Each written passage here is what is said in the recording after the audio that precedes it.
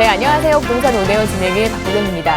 아파트 가격 상승 둔화에도 불구하고 가격 하위 20%와 상위 20%의 그 아파트 가격 격차가 사상 최대로 벌어진 것으로 나타났다고 합니다. 현 정부 들어서 치솟는 집값을 잡기 위해서 다주택자에 대한 규제를 실시했지만 오히려 이 똘똘한 한 채를 원하는 분들이 참 많았기 때문에 수도권의 고가 아파트 위주로 가격 오름세가 커지고 있던데 그 이유가 있었던 것 같습니다. 시장의 흐름을 잘 보시고 나는 또 어떤 투자를 해야 될까, 계획해야 될까 저희와 함께 하시면서 좋은 투자 계획 세우시기를 바랍니다. 오늘도 기다리고 있는 1부 내용 먼저 한번 살펴볼게요. 핵심 이슈 한번 전해드릴 거고요. 보시는 두 지역으로 갑니다. 성북구 성북동에서 다세대 주택, 그리고 청평에서 근린생활시설까지 다양한 지역에서 다양한 매물 정보로 이어드립니다. 방송 보시면서 궁금한 내용은 전화나 문자 가능합니다. 무료 전화고요. 서울 전화 2638-3994, 문자는 100원의 정보 이용료 부과되는 샵 3989로 보내주시면 되겠습니다. 저희 방송 여러분께 다양한 투자 정보를 제공해드리고 있는데요. 해당 부동산의 가치 또는 매물 가격의 상승과 하락을 보장하지는 않는다는 점 유의하시기를 바랍니다. 부동산 오네어 오늘 순서 지금부터 시작합니다.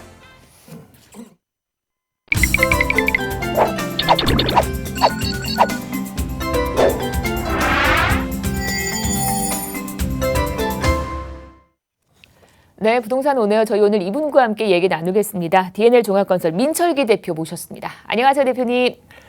안녕하십니까, 민철기입니다. 어제부터 이렇게 비가 좀 많이 내렸습니다. 오랜만에 날씨가 굉장히 좋다가 어제하고 오늘 오전까지 비가 좀 오면서 좀 우울했던 기분들 좀 많이 씻겨 내려가셨으면 좋겠고요. 드디어 지난주에 이제 서울시장과 부산시장 큰 광역시의 이제 시장들이 바뀌었습니다. 바뀌면서 지금 뭐 일주일밖에는 되지 않았는데 벌써 정부하고의 공시지가 문제라든지 아니면 뭐 용적률, 뭐 35층이라든지 이런 것들 때문에 마찰이 계속 이루어지고 있습니다. 가장 실생활에 대한 마찰은 정부 방역 체계에 대해서 서울은 따로 하겠다. 이렇게 해서 좀 더 대립각을 좀 세우는 경우가 좀 많은데요. 지금 상당히 혼란한 시기입니다. 물론 임기가 1년밖에 남지 않았기 때문에 얼마나 많은 정책들을 할지는 모르겠지만 어떤 대립각을 세우면서 그 중간에 어떤 틈이 있다면 그 틈을 좀 활용해서 부동산에 대해서 좀 더 시각을 좀 넓히시는 게 어떨까 싶습니다. 그래서 오늘은 오세훈 시장님께서 지난주에 발표가 당선이 되면서 그 전에 공약들을 상당히 많이 발표를 했는데 여러 가지 공약 중에 서울의 25개 구를 중심으로 해서 각 구마다 여러 가지 다른 것들이 있지만 부동산과 관련돼서 과연 어떤 공약들을 내세웠는가. 그래서 과연 그 공약들이 그 구에서 적용이 된다면 어떻고 그리고 만약에 적용이 안 되더라도 어떤 반대가 있을 것인지 이런 거에 대해서 좀 면밀히 살펴보도록 하고요. 아마 2주에 걸쳐서 계속 방송을 할 건데 잘 유심히 살펴보시면 해당 구에 어떤 관심이 있으신 분들은 조금 집중되는 부심이 있을 겁니다. 한번 살펴보도록 하겠습니다. 서울은 총 25개 구가 있습니다. 25개 구가 있고 한강을 기점으로 해서 위쪽 강북이라고 하고 강남이라고 하는데 사실은 4가지로 구분을 합니다. 동북권, 동남권 해서 이렇게 4가지로 구분을 하는데 보통은 서울은 한강을 중심으로 가격이 상당히 비싸게 형성이 되어 있습니다. 특히 강남 3구 그리고 그 앞에 동작구, 앞에 용산이라든지 광진, 성동까지 해서 상당히 비싸게 형성이 되어 있는데 이 모든 구마다 각각의 플랜이 있고 구마다 짜는 그런 계획들이 있는데 시장께서 이쪽 구마다 전부 다 맞는 그런 플랜을 다 제시를 했고 과연 어디까지 들어맞는지 어떤 공약과 그리고 현실을 좀 살펴보시면 좋을 것 같습니다. 하나씩 살펴보면 첫 번째는 강남구입니다. 강남구는 강 바로 밑에 있는 우리나라에서 제일 가장 부자인 동네가 강남구입니다.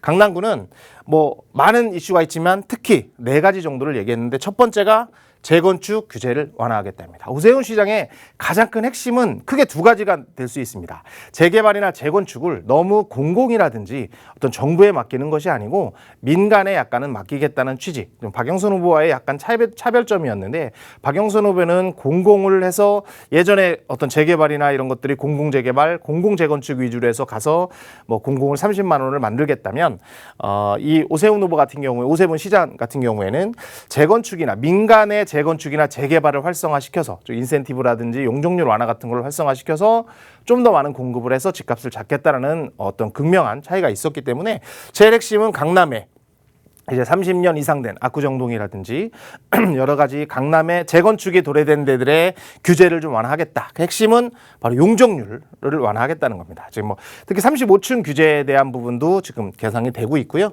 그리고 두 번째는 안전진단입니다. 안전진단이라는 것은 얼마 전에 법이 바뀌어서 그런 거고 원래 1차만 통과해도 사실은 안전진단을 진행할 수 있었는데 1차, 2차로 나눠져서 진행을 했다가 1차는 서울시의 권한으로 할 수 있지만 2차는 국토부에서 진행을 하는 거기 때문에 현실적으로 안전진단을 뭐 서울시장의 권한으로서 해제를 하긴 상당히 어려운 부분이지만 어느 정도는 어떤 얘기가 돼서 안전진단이 좀 더 완화가 된다면 기준이 좀 완화가 된다면 재건축이 좀 더 원활하게 진행될 수 있을까라는 생각이 들고요. 그래서 강남구는 핵심이 아파트 단지가 많고 노후된 아파트가 많기 때문에 강남구에 재건축을 완화하겠다는 이슈를 들어왔고 과연 이것 때문에 계속해서 호가가 상승하고 있는 결과가 나오고 있다 이렇게 보시면 좋고요.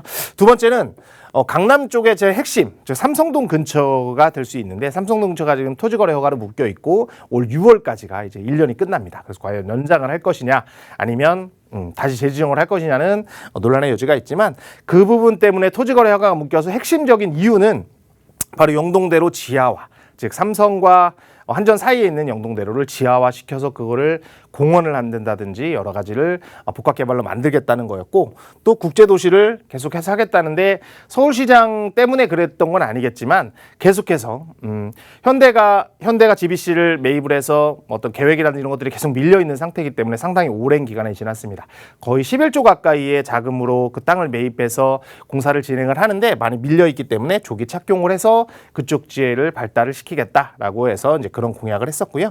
그리고 제일 핵심이 사실 강남뿐만 아니라 서초구도 마찬가지고 송파구도 마찬가지지만 종부세에 대한 얘기들이 상당히 많이 있습니다. 종부세는 9억 넘는 것 또는 6억 넘는 거에 대해서 재산에 대해서 나오는 거기 때문에 종부세라든지 또 뭐 직접 양도세를 할 수는 없지만 하여튼 양도소득세라든지 종부세 같은 세금을 좀 개편을 하겠다. 그래서 현재 당선이 되고 나셔서 종부세와 재산세 같은 경우는 지금 어느 정도 손질을 보고 공시지가도 현실화 좀 시키는 것보다는 조금 더 현실에 맞게끔 손보겠다고 얘기를 해서 조금 약간은 갈등이 예고된 상태이기 때문에 부동산 세제는 재산세 위주로 일단 지방세이기 때문에 재산세는 재산세 위주로 개편 또는 더 나아가서 종부세나 양도세 부분도 서울시장이 할 수 있는 부분이 있다면 얘기하겠다 이렇게 얘기를 했고요.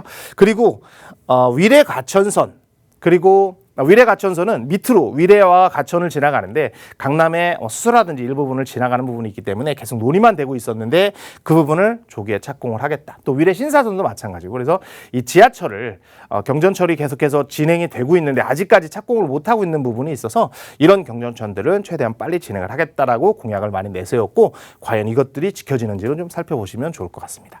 두 번째는 강동구입니다. 강동구는 강남구에서 동쪽으로 제일 있어서 경기도의 하남과 인접해 있는 곳이 강동구라고 보시면 좋고요. 강동구의 핵심은 바로 9호선입니다. 9호선은 현재 보훈병원까지는 3차가 지금 진행이 되어 있습니다. 그래서 2호선이 위로 있다면 9호선은 밑으로 가서 이쪽 지역을 강동구가 있으면 송파구와 강동구의 밑에 부분을 지나고 있는데 이 부분에서 위쪽으로 센터공원까지 올라가는 부분이 4차입니다. 4차가 완공이 되고 나면 4차에서 하남까지 또 9호선까지 올라가는 그 위에 왕수까지 올라가는 9호선이 계속해서 개통이 되려고 하고 있는데 현재는 먼저 4차가 지금 현재는 다들 통과했고 준비를 하고 있는데 아직 착공을 안 하고 있습니다. 그래서 강동구 쪽에는 4차 보훈병원부터 센터공원까지의 어떤 9호선을 연장을 조기에 착공하겠다라고 공약을 발표를 했고요.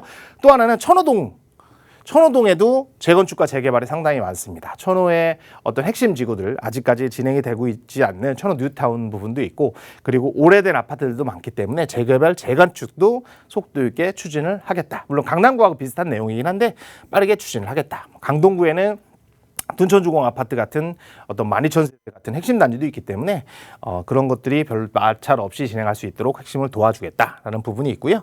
그리고 암사역에 생태공원 인근에 테마파크를 또 만들겠다. 예전에 만들었던 공약이긴 한데 지금 흐지부지 됐던 공약을 다시 한번 암사역 인근을 테마파크로 조성을 해서 핵심 어떤 문화지역으로 바꾸겠다라는 공약을 내세웠다는 걸 보시면 좋을 것 같습니다. 세 번째는 강북구입니다.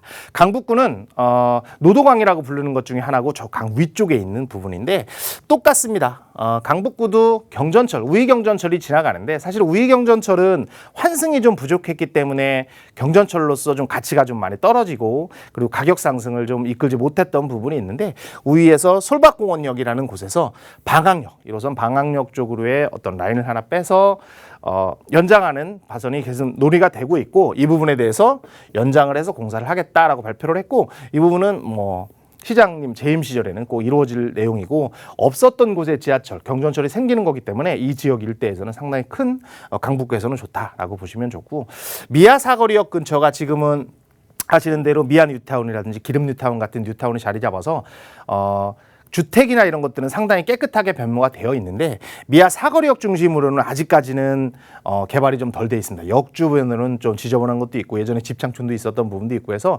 완전히 지저분한 것이 있는데 그 지역 중심으로 해서 엄청난 번화한 상업관을 만들겠다라고 그래서 그런 이슈를 냈고요. 그리고 뭐 사실 경전철 위주의 역세권이 아직 흐지부지 됐지만 역세권 위주로 개발도 많이 하겠다. 그리고 북한산. 이 강북에는 북한산이라는 명문의 산이 있기 때문에 이 북한산 위주로 해서도 개발을 하겠다는 발표를 했다. 이렇게 보시면 좋을 것 같습니다. 그다음에 강서구입니다. 강서구는 강서쪽에 있는 그 강서구를 보시면 됐고 사실 강서구에서 핵심은 한 두 가지 정도만 보시면 됩니다.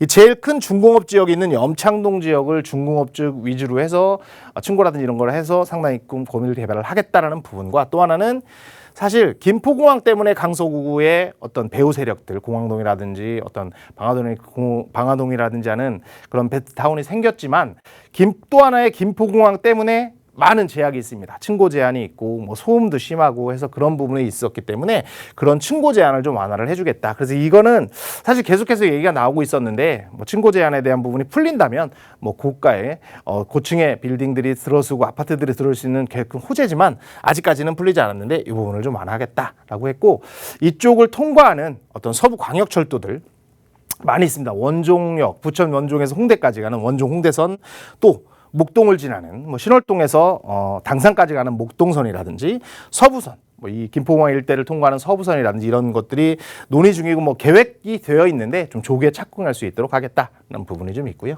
그다음엔 관악구입니다. 관악구도 비슷합니다. 서부선에 대한 열차 그 신림을 통과하고 관악을 관통하는 그 서부선 열차를 좀 하겠다. 이 사실 서울은 이렇게 동서로 연결된 지하철은 많은데 남북으로 연결된 지하철들이 많이 부족합니다. 그래서 이 서부선 같은 경우는 세절에서부터 서울대까지 남북으로 연결되는 도로이기 때문에 이 경전철을 상당히 빨리 지금 사실 얘기가 많이 나오고 거의 계획이 끝났는데 아직도 착공을 안 했기 때문에 원래 지금 올해 8월 정도에 계획이 되어 있지만 뭐 서둘러서 좀 더 조기에 착공할 수 있도록 노력을 하겠다라고 얘기를 했고요. 그리고 양대산이 있습니다. 신림선과 난곡선, 난곡 방향과 신림 방향으로 가는 그 선도 지금 계속 얘기만 되어 있고 공사를 뭐 신림선 같은 경우는 공사를 하고 있는데 난곡선이라든지 신림선도 조기에 착공하고 완공을 할 수 있도록 최선을 다하겠다라는 부분이고 뭐 낙성대 그리고 역 주변으로 종상향해서 개발을 하겠다는 부분도 지금 계속해서 나오고 있고요. 여섯 번째는 광진구입니다. 광진구는 사실 광진구의 제일 안 좋은 것은 지하철 2호선이 지나가긴 하는데 지호설이 건대입구라든지 이렇게 지나가는데 지상으로 되어 있는 것이 상당히 보기도 안 좋고 외관상 미관상으로도 상당히 안 좋습니다. 그래서 예전부터 나온 얘기지만 이 부분을 지하화하겠다. 그래서 성수라든지 어떤 한양대 인근이라든지 성동구도 좀 연결된 얘기인데 이거를 지하화해서 위에 부분을 좀 조성을 하겠다라는 얘기들이 지금 나와서 이 부분이 과연 추진될지 좀 보시면 좋을 것 같고요. 오래된 오리대공원도 전면 재공들을 하겠고 그리고 중공역 인근에는 어떤 병원 부지라든지 한전 부지가 있습니다. 이곳을 개발해서 대규모 의료단체, 의료 어떤 센터로 만들겠다라는 부분도 좀 얘기가 좀 나오고 있고요. 구로구와 금천구가 있습니다. 구로구와 금천구는 사실은 서울 25개 중에 가격이 많이 오르지 않는 오히려 옆에 있는 광명보다 더 낙후된 지역이라고 볼 수 있을 정도로 가격이 많이 침체되어 있는 곳이기 때문에 이곳은 정말 많이 개발을 하겠다고 이제 계속해서 나오고 있는데 특히 이곳에는 구로 예전부터 있었던 구로 차량기지가 있습니다. 이 구로 차량기지가 지금 광명 쪽으로 이전을 하고 있기 때문에 이전이 된다면 이쪽에 복합 개발을 통해서 계획으로 개발을 하겠다라는 것이 계획이 돼 있는데 이 부분을 좀 서두르겠다는 거고요. 그리고 또 하나는 마찬가지입니다. 2호선이 지상으로 있는 것처럼 1호선도 오래됐기 때문에 지상으로 많이 다니는 게 있는데 전부 지하화를 시키겠다라는 부분이 있고 그리고 금천구에는 공군기지라든지 미군부대들이 좀 있습니다. 예전에 있었던 공군부지 그리고 군부대가 부지가 있는데 이 부분이 다 이전을 하고 이곳에 새로운 아파트라든지 어떤 여러 가지가 들어오기 때문에 이 부분에 대해서도 시간 끌지 않고 빨리빨리 진행을 하겠다. 그리고 재건축 재개발도 많기 때문에 이 부분도 계속해서 노력을 하겠다라고 이제 발표를 했고요. 오늘은 노원구까지만 보겠습니다. 노원구 같은 경우에는 지금 사실 상계 뉴타운이라든지 이런 것들 때문에 상당히 가격이 많이 오르고 있습니다. 노원구는 서울 25개 중에 그 작년하고 올해 상반기까지는 가장 많이 상승률이 높았던 지역이다라고 보시면 되는데요.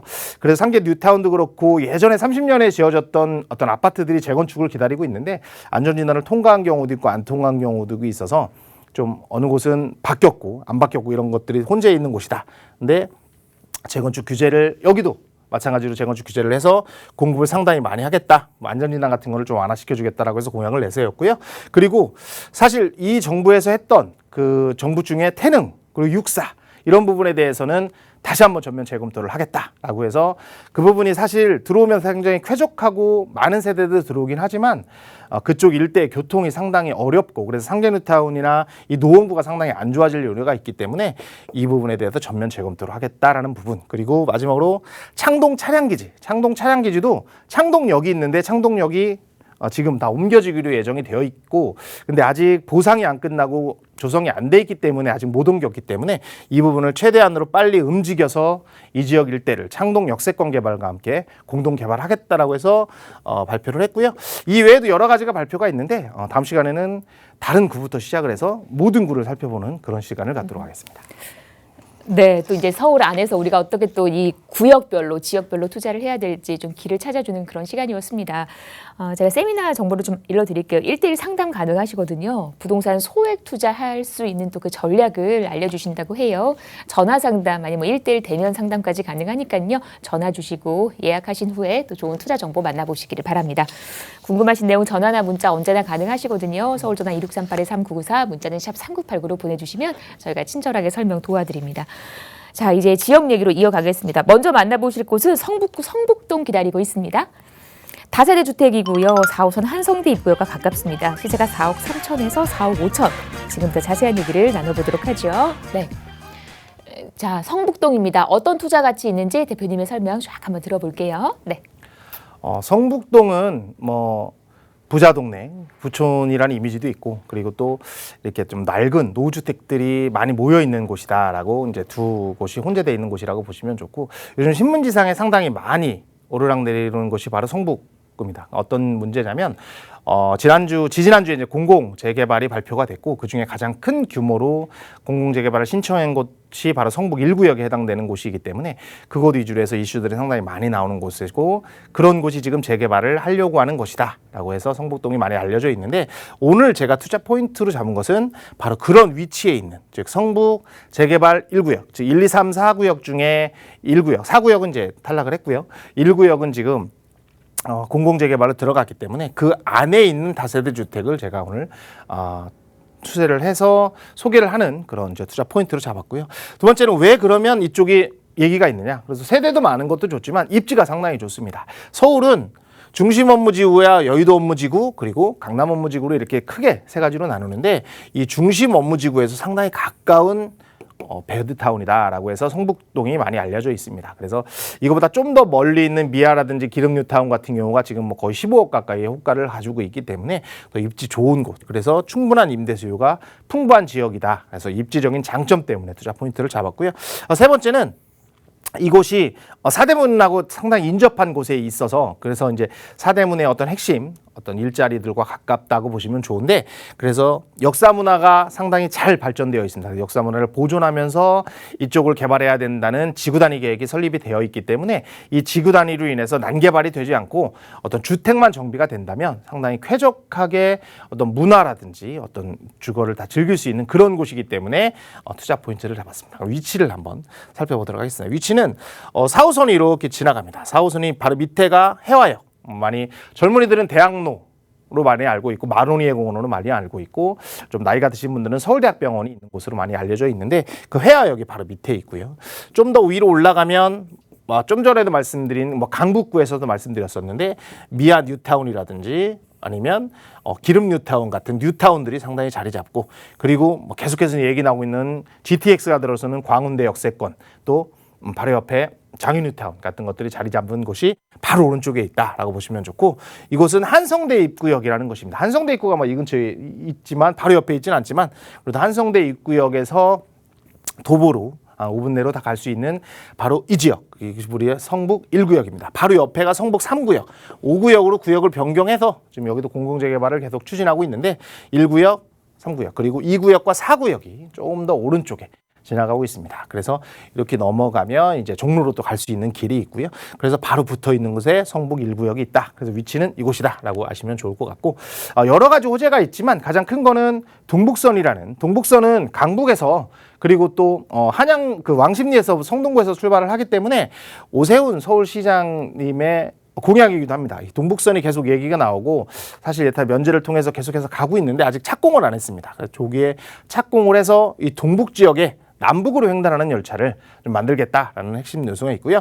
이 중에 미아사거리라든지 기름이 상당히 가까운 곳에, 어떤 성북구에 가까운 곳에 위치를 하기 때문에 상당히 좋은 호재로 자리 잡는다라고 보시면 좋고, 두 번째는 지구 단위 계획에 대한 표입니다. 상당히 복잡하지만 난개발을 하지 않겠다라는 뜻이고요. 그래서 이것은 역사 문화를 보존하면서 주택만 정비하는 거기 때문에 이 또한 상당히 큰 호재라고 보시면 좋을 것 같고, 세 번째는 창작연극 지원센터가 지금 계속해서 만들어지겠습니다. 올해 말 정도에는 완공이 될 예정인데, 3층 규모로 소규모 극장들이 이곳에 들어가기 때문에 어떤 이렇게 산재돼 있던 극장들이 다 모여서 젊은이들이라든지 어떤 문화가 집중적으로 이루어지는 곳이 바로 이곳에 자리 잡는다, 이렇게 보시면 좋고요. 마지막으로 공공재개발입니다. 공공재개발은 지지난주에 발표를 해서 16군데가 선정을 했고, 이 중에서 사실은 성북이 가장 큰 규모로 지금 들어갔다, 그래서 후보지가 되어 있고요. 이제 여기서 뭐 주민 설명회를 통해서 또는 구역 지정이라든지 이런 것들을 통해서 계속해서 진행이 될 것인데, 사실은 공공으로 갈 것이냐 아니면 시장님의 변화를 위해서 민간 재개발로 갈 것이냐는 내부적으로 좀 얘기들이 좀 있습니다. 그래서 민간으로 갈 수도 있고, 인센티브가 좀 많아진다면 굳이 공공 타이틀을 붙이지 않고 민간으로 갈 수도 있고, 뭐 인센티브가 적거나 어떤 훨씬 더 이득이 많다면 공공으로 갈 수 있는 부분이 있기 때문에 공공으로 갈지 민간으로 갈지는 조금 살펴보실 필요가 있지만, 어쨌든 현재는 지금 공공 재개발이 후보가 되어서 지금 진행 중에 있다, 이렇게 보시면 좋을 것 같아요. 마지막으로 가격을 말씀드리면, 시세는 투룸 기준으로 4억 3천에서 4억 5천 정도 형성이 되어 있고요. 전세는 2억 8천, 2억 6천에서 8천 정도로 형성이 되어 있기 때문에 예상되는 실투자금은 전세를 활용하신다면 1억 5천에서 1억 7천만 원으로 이 지역의 다세대 주택을 만나실 수 있습니다. 네, 성북동 다녀왔습니다. 궁금하신 부분 전화 주시면 저희가 친절하게 상담 도와드리고요. 자, 이제 빠르게 이 좋은 지역 한번 가보죠. 경기도 청평 기다리고 있습니다. 근린생활시설이고요. 아침고요 수목원 가까운 곳이에요. 시세가 3억 8천에서 4억대. 지금부터 자세한 얘기를 나눠보겠습니다. 네, 청정 지역이잖아요. 청평입니다. 어떤 매력이 있는지 설명 들어볼게요. 네. 대학을 다닐 때도 그렇고 이렇게 워크숍이라든지 이런 것들을 많이 갔던 곳이 청평이고, 오늘 소개해드릴 곳은 어떤 뭐 임대차를 해서 하는 것보다는 어떤 로망인 어떤 별장이라든지 아니면 어떤 커피숍이라든지 이런 것들의 로망이 있으신 분들한테 소개를 해드리고 싶어서 가져온 거고요.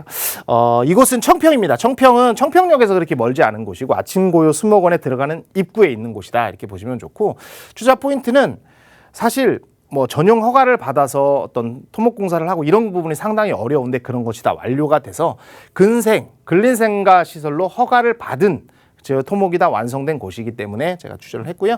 토목공사가 다 완료가 됐다. 그리고 이 구역은 이제 아직 공사는 안 하고 발표가 돼서 이제 곧 착공에 예정될 곳인데, 이곳이 바로 경춘고속도로, 제1경춘 옆에 제2경춘고속도로가 들어오는데, 제2경춘고속도로에 IC에서 상당히 가까운 부분이기 때문에 이게 개통이 된다면 지가도 상당히 오를 수 있는 그런 지역이다, 보시면 좋고, 바로 앞에는 천이 있습니다. 임초천이라는 천이 있어서 많은 유원지들이 있고 펜션 단지들이 있기 때문에 어떤 자연환경이 상당히 좋은 곳이다, 보시면 좋고, 위치는 바로 이곳이 경춘고속도로가 지나갑니다. 뭐 상당히 많이 밀리고 어디 외들이 갈 때 보시면 많이 밀리기 때문에, 그래서 이렇게 해서 제2경춘국도가 하나 또 만들어집니다. 그래서 제2경춘국도는 원래는 밑에 쪽으로 해서 만들어지길 예정이었는데 위로 다시 계획이 만들어졌기 때문에 제2경춘국도의 어떤 IC에서 상당히 가까운 부분에 있다. 그래서 IC 인근은 상당히 앞으로도 집가 상승이 높기 때문에 상당히 큰 메리트가 있는 곳입니다. 이렇게 보시면 되고,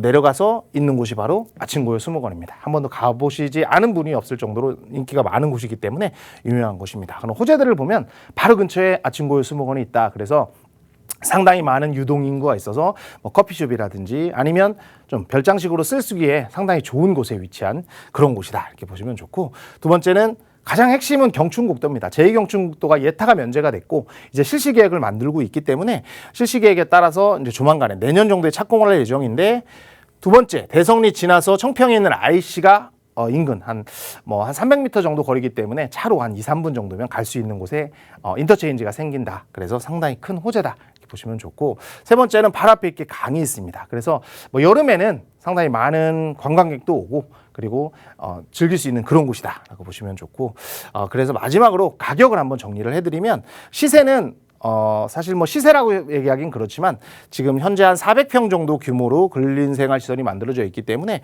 시세는 3억 8천에서 4억 정도 형성이 되어 있고요. 그리고 대출은 한 1억 3천에서 1억 5천 정도 받을 수 있기 때문에 대출을 활용하신다면 2억 5천에서 2억 7천만 원으로 청평에 어떤 본인의 어떤 꿈을 키우실 수 있는 이 주택을 만나실 수 있습니다. 네, 청평에서 근린생활시설까지 만나봤습니다. 방송 보시면서 궁금한 내용은요, 서울전화 1638-3994로 전화 주시면 되겠습니다. 저희 1부는 여기서 마무리하고요. 잠시 후 2부로 돌아올게요. 네.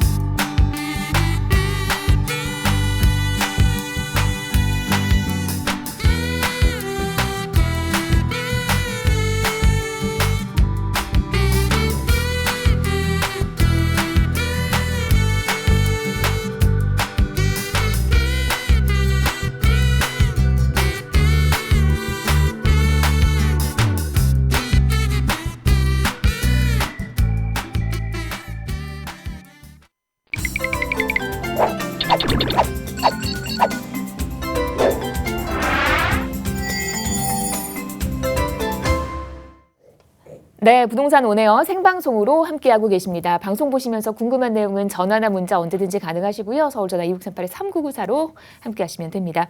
저희 이제 2부 넘어왔고 2부는요. 2분과 함께할게요. 리얼 파트너스 이재익 소장 나와주셨습니다. 안녕하세요, 소장님. 네, 안녕하세요. 반갑습니다. 네. 네, 반갑습니다. 네, 한 주 사이에 부동산 시장 분위기가 확연하게 다른 점을 여러분들 느끼시는지 모르겠네요. 자, 그 이유가 뭘까요? 지난주에 재보궐선거 결과가 나왔기 때문이겠죠. 자, 그렇다면 이번 주는 그 재보궐선거 이후에 부동산 시장 전망과 그에 따른 여러분들의 대응 전략 세워보는 시간 준비를 했습니다. 자, 그럼 지금부터 시작해 볼까요? 자, 먼저 당선인이죠. 오세훈 시장의 부동산 주요 부동산 정책을 먼저 우리가 분석을 해봐야 되겠습니다. 자, 구체적으로 살펴볼까요? 자, 먼저 1년 내에 서울시 도시계획 규제를 혁파를 하겠다라는 내용이 눈에 띄시죠. 구체적인 내용으로는 용적률 규제를 완화를 하고 한강변 아파트 35층 규제를 폐지를 할 예정이고, 비강남권 상업지역을 확대하고 중공업지역을 축소를 해서 규제 완화까지 해서 결과적으로는 오세훈 시장 임기 동안 재개발과 재건축을 정상화를 통해서 무려 18만 5천 가구 추진에 동력을 확보하겠다. 자, 물론 본격적으로 추진되려면은 임기가 이번 서울시장 남은 임기가 1년 2개월밖에 안 되기 때문에 본격화되기는 쉽진 않겠지만 추진 동력을 살려보겠다. 라고 볼 수가 있겠습니다. 결론은 뭐냐? 재개발 재건축 규제를 풀어서 빠르게 공급을 하겠다라는 내용이 오세훈 시장의 주요 부동산 정책이다라고 볼 수가 있겠습니다. 자, 한 주 사이에 이 오세훈 시장으로 당선되고 나서 서울시의 분위기가 확연하게 다른 점이 눈에 띄고 있는데요. 자, 먼저 서울의 주요 재건축 단지들의 가격대가 꿈틀대고 있죠. 어느 지역일까요? 첫 번째는 강남구의 압구정 1구역에서 5구역. 그리고 강남구 또 역시 은마 아파트 있고요. 그리고 송파의 잠실주공 5단지 있죠.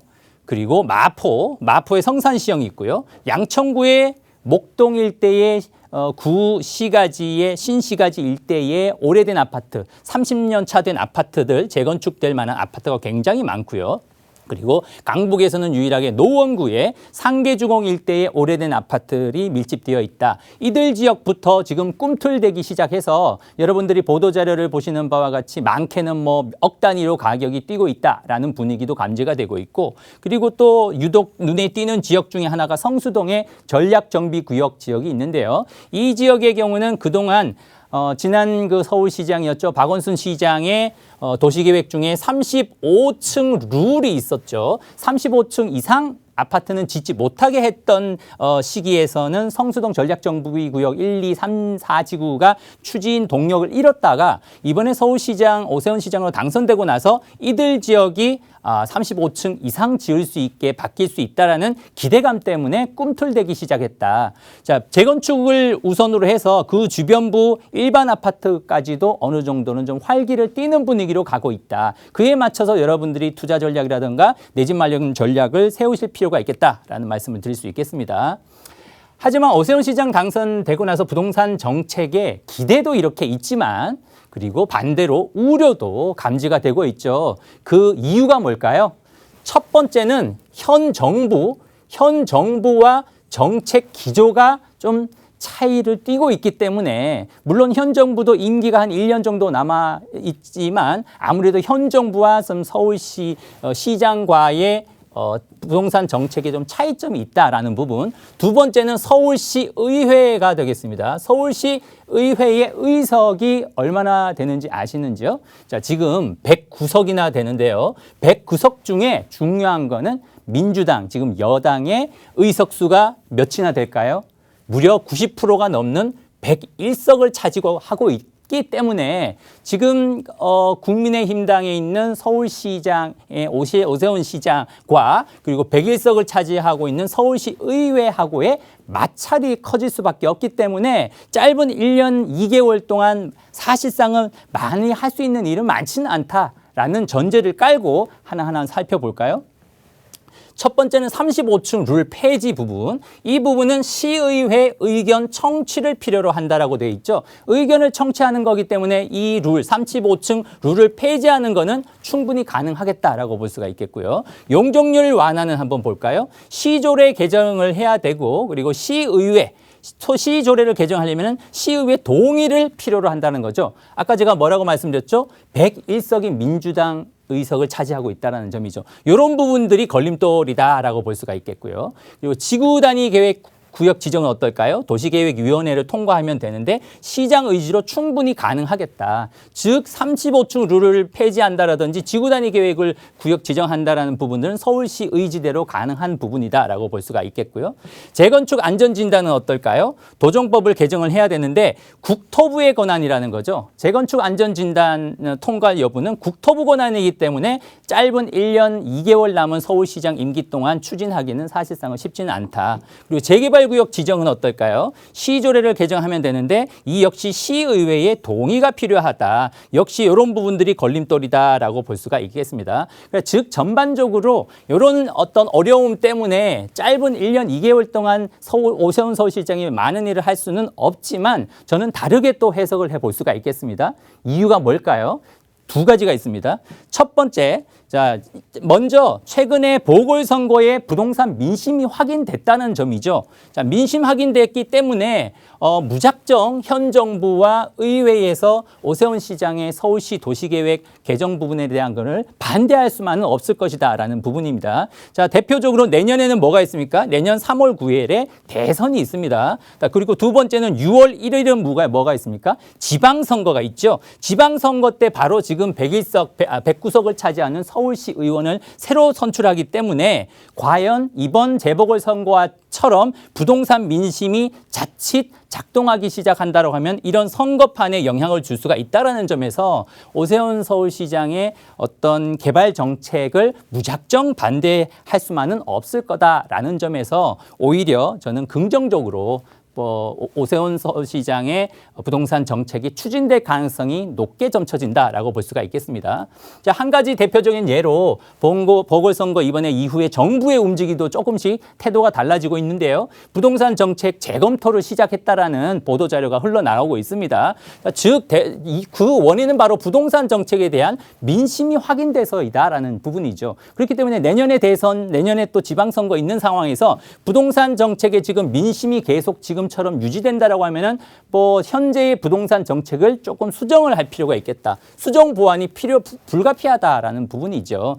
하지만 최근까지는 정부에서는 이사 공급 대책이 기존은 유지하겠다라고 이야기를 하고 있지만 변화가 감지되고 있는 부분은 이런 부분입니다. 대출 규제를 완화를 할 가능성이 높다라는 부분이죠. 다만 대상은 실수요자 위주로 예를 들면 청년이라든지 생애 첫 주택 구입자에게 대출 규제를 완화하는 거는 제가 봤을 때는 충분히 가능할 것 같고요. 그리고 세제도 검토를 한다라는 이야기가 흘러나오고 있는데 보유세라든지 거래세 등 하지만 보유세는 굉장히 강화되어 있기 때문에 쉽게 완화할 가능성은 없어 보이지만 거래세 정도는 너무 우리나라 선진국, OECD 선진국들에 비해서 굉장히 거래세가 높기 때문에 이런 부분들은 좀 수정 보완이 필요한 부분이다라는 말씀을 드릴 수가 있겠습니다.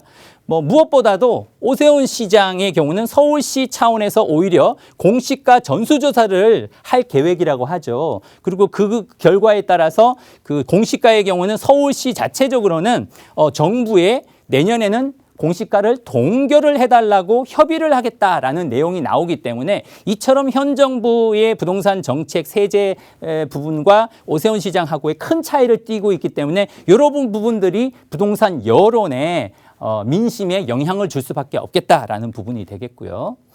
자, 구체적으로 변화 예상되는 부동산 조세 내용들을 보면은 첫 번째는 종부세라고 하죠. 종합부동산세 부과 기준을 변경하는 방법도 있겠고요. 1주택자 종부세 세율을 인하하는 방법도 있겠고, 재산세 감면 기준을 상향하는 방법도 있겠고, 양도세 중과세가 6월 달부터 또 더 대폭 인상이 되죠. 이런 부분을 한시적으로 완화하는 방법들도 있겠다. 이런 부분들을 정부에서 얼만큼 또 시장에 여러 가지 완화되는 기조를 좀 보여줄 거냐가 여러분들의 한번 관전 포인트다라고 볼 수가 있겠고, 그 가장 큰 이유는 뭐라고 했죠? 보궐선거에 이번에 부동산 민심이 작동하고 있고, 무엇보다도 1년 후에 대선 그리고 지방선거를 앞두고 있어서 부동산 여론을 아무래도 눈치를 볼 수밖에 없는 이유다라고 볼 수가 있겠습니다.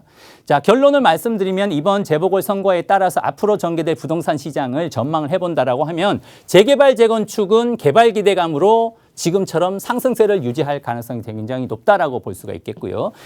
전반적으로 다른 일반 부동산들도 매매가가 상승할 가능성이 높다. 현 정부에서도 실수요자를 위주로는 대출 규제를 완화를 할 가능성이 높기 때문에 거래는 당연히 늘어나겠죠. 거래가 늘어나면 당연히 현재 분위기에서는 서울의 아파트 가격이 다시 상승할 가능성이 높다라고 볼 수가 있겠고요.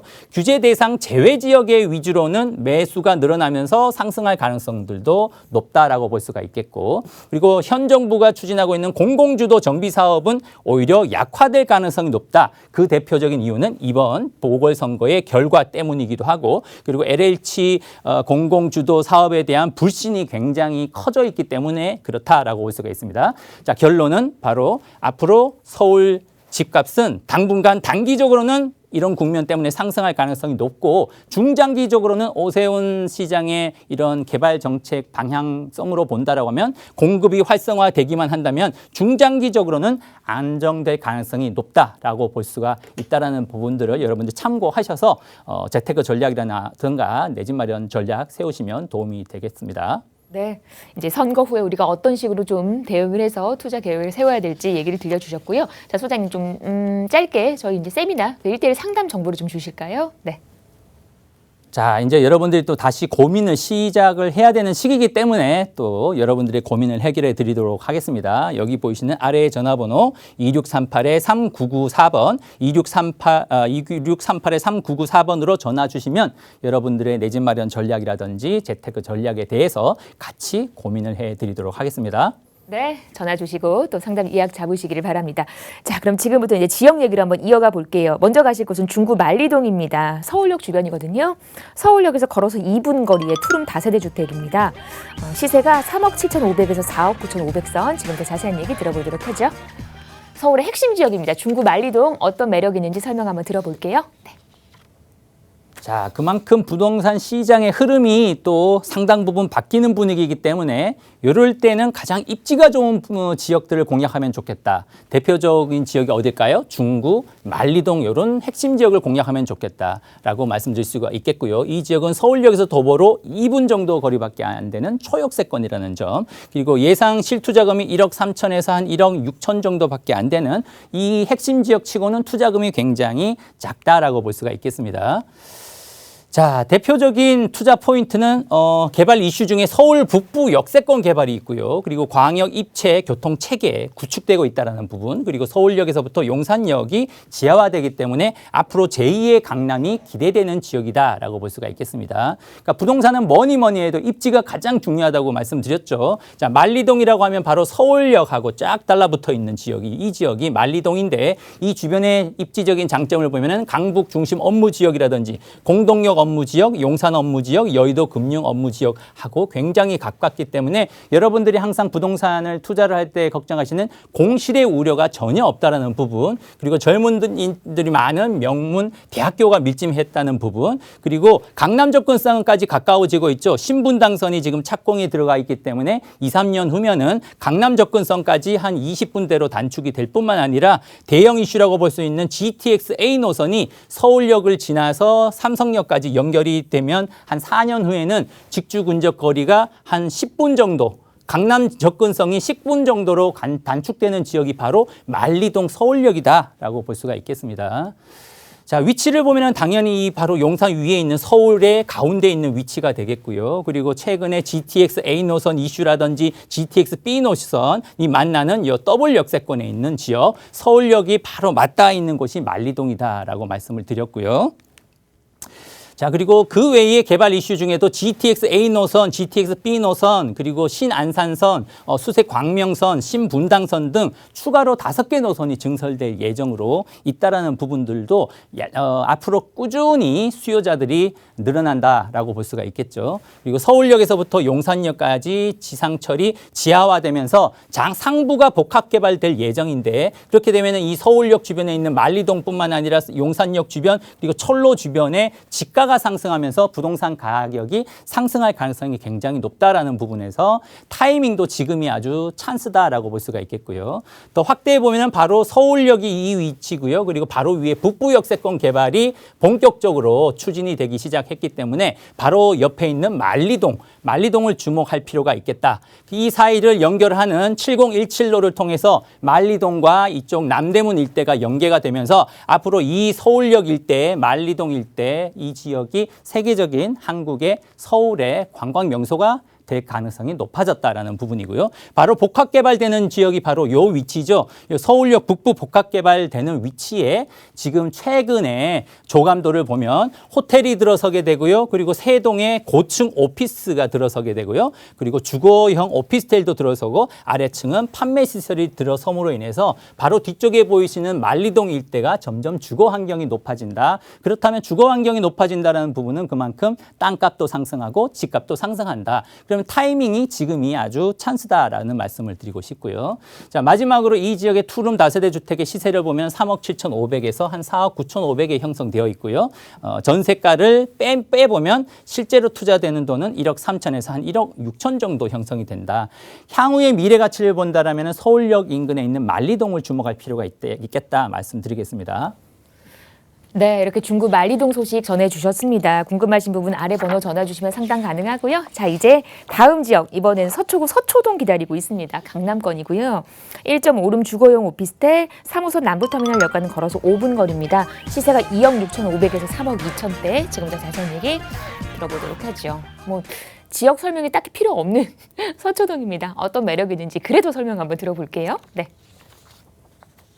네, 아직은 아무래도 현 정부에서 공공재개발, 공공주도형의 재개발을 추진하고 있기 때문에 그 개발이 가능한 지역에 빌라 다세대 주택을 투자하기에는 굉장히 좀 고민될 수밖에 없겠죠. 자칫하면은 지금 매수를 한다라고 하면 현금 청산이 될 수 있다라는 우려가 있기 때문인데요. 그래서 준비한 또 바로 좋은 지역이기도 합니다. 서초구 서초동이고요. 남부 터미널역에서 도보로 한 5분 거리, 역시 초역세권 거리에 있고요. 주거형 오피스텔로서 시세는 한 2억 6,500에서 3억 2천 형성되어서 실투자금이 6천에서 8천 정도.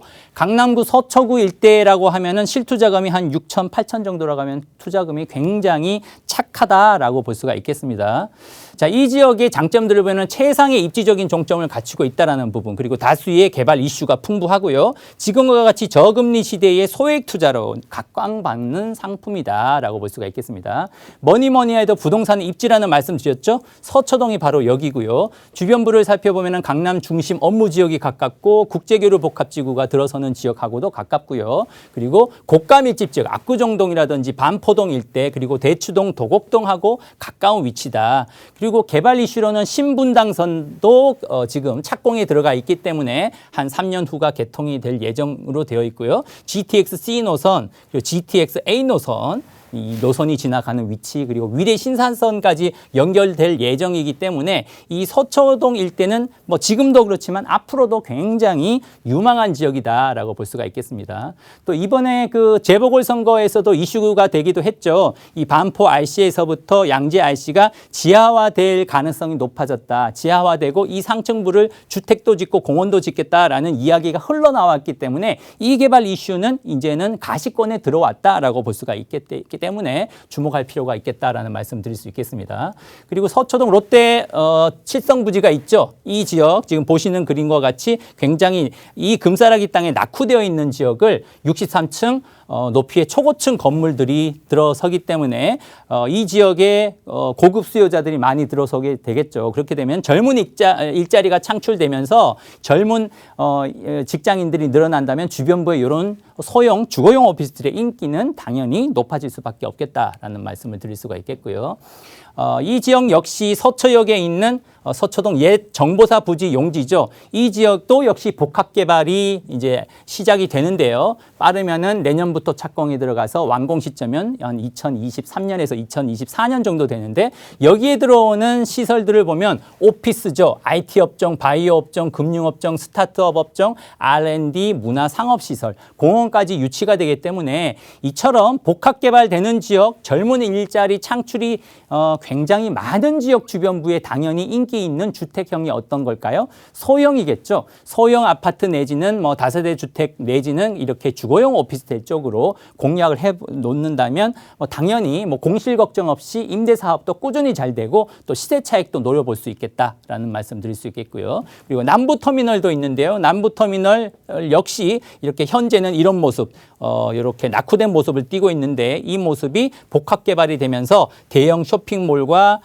고급 주상 복합 내지는 주거용 오피스텔이 들어설 예정으로 있다. 그만큼 주거 환경이 상당 부분 개선이 될 예정이라는 부분이죠. 자, 마지막으로 이 서초동 주거용 오피스텔 시세를 보면은 2억 6,500에서 한 3억 2천 원 정도 형성이 되어 있고요. 주변부의 전세가를 보면 2억 한 500에서 2억 4천 정도 형성되어 있기 때문에 예상되는 실투자 금액은 한 6천에서 한 9천 정도밖에 안 된다. 한 8천, 9천 정도밖에 안 된다. 그만큼 이렇게 미래 가치가 좋고 현재도 입지가 양호한 지역에 한 소액으로 선점 투자해 놓는다라고 하면 향후에 노후 준비 차원에서도 임대 수익도 올릴 수가 있고 시세 차익도 올리기 좋은 입지다라고 볼 수가 있겠습니다. 네, 핵심 지역 강남권에서 얘기 전해드렸습니다. 아래 번호 전화 주시면 자세한 상담 가능하고요. 자, 소장님께 또 직접 만나서 아니면 뭐 이렇게 개별 상담 통해서 좋은 정보 얻고 싶으신 분들 많을 겁니다. 그분들을 위한 정보 좀 주실까요, 소장님? 네.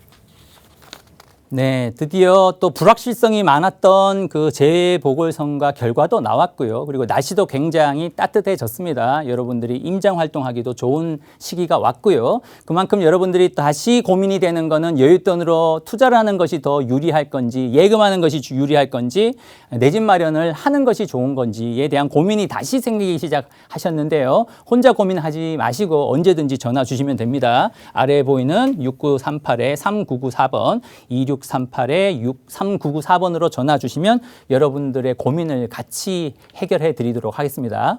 네. 아래 번호로 전화 주시면 저희가 친절한 상담 도와드릴 겁니다. 여기까지 할게요. 저희 방송 여러분께 다양한 투자 정보를 제공해드리고 있는데요. 해당 부동산의 가치 또는 매물 가격의 상승과 하락을 보장하지는 않는다는 점 유의하시기를 바랍니다. 자, 여기서 인사드리고요. 내일 오후 4시에 다시 올게요. 고맙습니다.